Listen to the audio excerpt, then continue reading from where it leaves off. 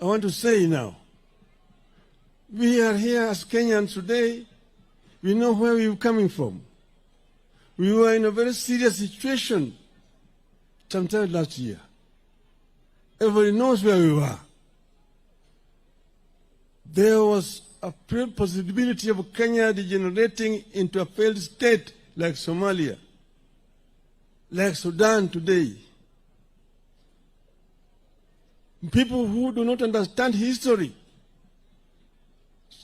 talk very easily. But ask them, tell them, what happened in Libya? What happened in Egypt after the Arab Spring? What happened? Why was it a risk where a crowd not able to move in and take the government and form a government? Where do you have a military regime in Egypt today after the Arab Spring? Even Tunisia. People do not really understand. That is why they make it very simple. And it's very easy for them to write articles in newspapers. I read them, I just laugh. They tried to trivialize what was a very serious situation. So what we have today is basically something that we were forced into because of the circumstances that were existing at that time. I want to invite somebody to tell me their own solution, how this would have been solved. We sacrificed so that there could be peace in this country. And that's the reason why we are here today. I do not regret what we did. We did it in the best interest of our country. And Kenya must move forward. But we have continued to say that we need to improve our governance structure. Issues of human rights must be respected. We must ensure that people live well. We must ensure that our people have food, that our people have shelter, that our people have work, that our people, when they are sick, they can be treated, that our children will go to school. This is very, very important to us. This is very important indeed. And that the cost of living need to be brought down. And that it must be rule of law. That the security forces are there to protect the people. The police are servants of the people, not masters. The police need to be civil to the population. If you have committed an offense, arrest me. Take me to prison, take me to court, and let the court find me guilty and imprison me. But do not use your own weapon to assassinate me. Don't shoot me. Don't shoot to kill. Don't shoot to kill. Don't shoot to maim. Arrest and charge in a court of law. That's what is called rule of law. This isn't just any chat. And we have sat together and reviewed the MOU that we signed last year, this year. And we have now put together a framework to ensure that the MOU is implemented to the letter.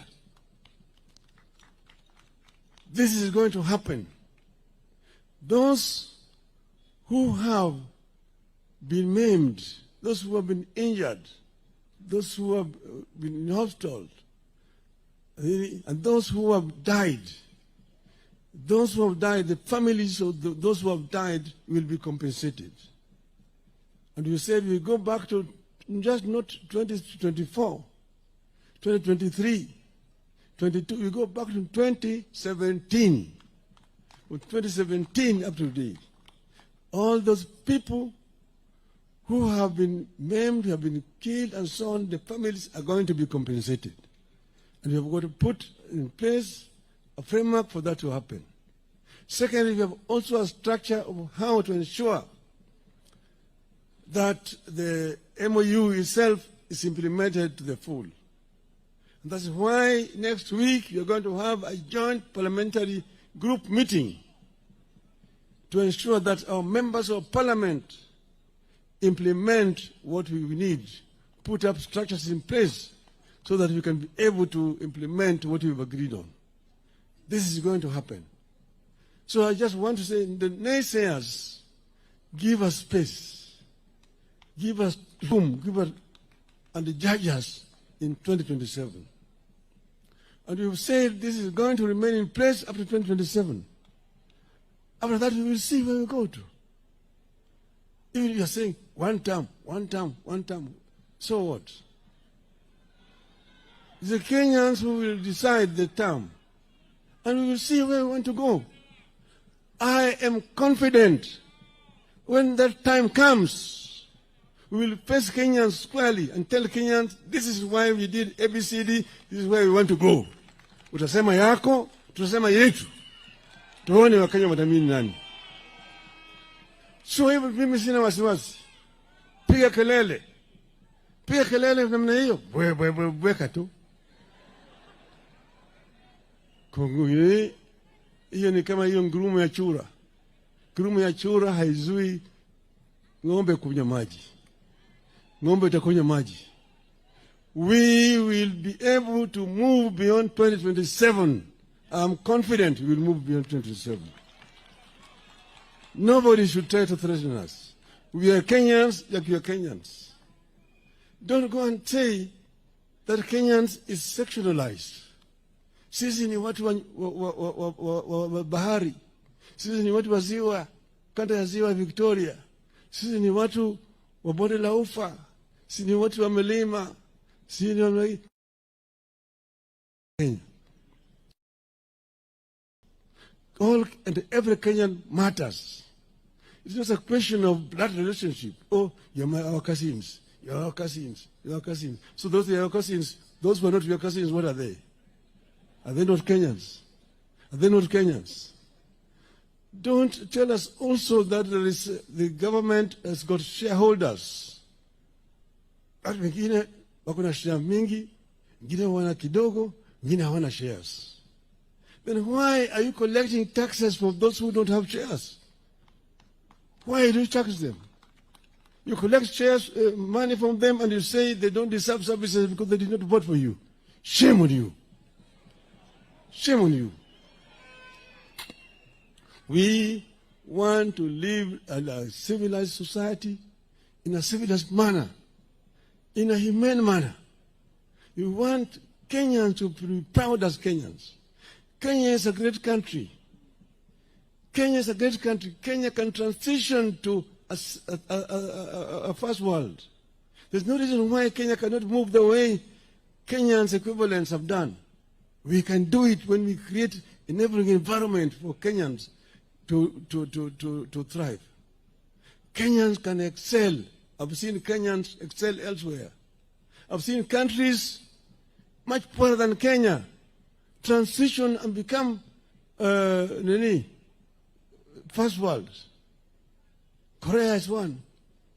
Vietnam was bombarded by Americans for many years. Nobody believed that people remaining in Vietnam. Today, Vietnam's economy is up there. Energy consumption in Vietnam today is 70,000 megawatts. Kenya is only 3,500. We'll go that route. There are many things that can be done here. When we sit down and plan properly, Kenya will be able to take off. One thing I keep telling everyone, Mr. President, we had Vision 2030. It's not been followed very well. As we now want to work with you, we want to ensure that we bring Vision 2030 back on the table.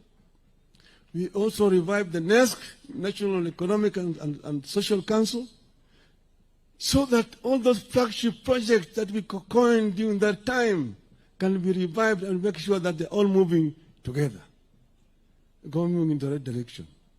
This will help us as a country. So I'm saying this as just a Kenyan patriot who is thinking about Kenya. Kenya number one, Kenya number two, Kenya number three. This is where we are. At this juncture now, I also want to congratulate Harambee Stars for making us proud twice. Making us proud. Harambee Stars are showing what other Kenyans do not know exists. And this is the spirit that we want to continue to hail. So, Yuthurwa.